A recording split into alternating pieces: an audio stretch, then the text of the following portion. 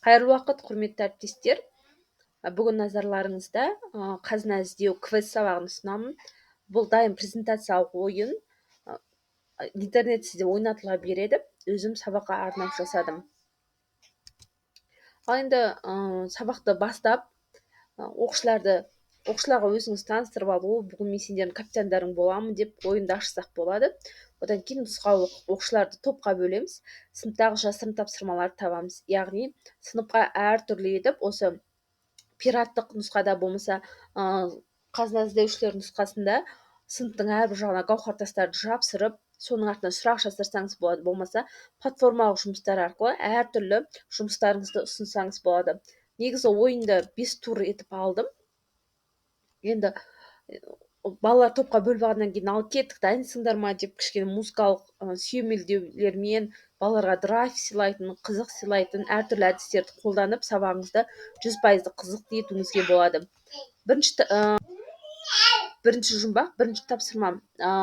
Жұмбақтың астында тапсырманы сілтеме ретінде жазсаңыз болады, болмаса көрнекілік ретінде өткізсеңіз болады. Бірінші тапсырма әдебиеттік оқу болса, оқу, қазақ тілі болса, мысалы сөз таптары, болмаса септіктер, математика болса қосу алу, көбейту, мәтін есептер, тақырыбыңызға байланысты әртүрлі етіп жасай бересіз. Тапсырма берілді, балалар тапсырма орындағаннан кейін жауабын бірден тексеріп алсаңыз болады. Өз нұсқаңызды ұсынсаңыз болады. Одан кейінгі екінші тапсырма сабақтың өн бойында неше тапсырма ұсынғыңыз келеді, соны осы нұсқа бойынша ұсынып көрсеңіз болады.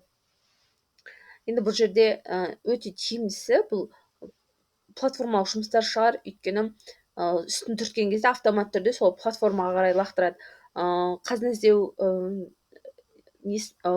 тематикасына сай Wordful'ды пайдалансаңыз болады, және де көптеген оқушыларға қызықты болатын әртүрлі платформалық жұмыстар бар ғой, Пилипити болмаса QR кодпен ойнатылатын ойындар, жасанды интеллект араластырып отырып сабағыңызды 100% қызықты етіп өткізуге болатын тапсырмаларды құрсаңыз болады.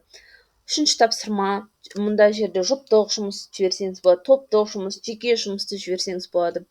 Оқылым, жазылым тапсырмаларын жіберіп, оқушыларға жұмысты орындатсаңыз болады.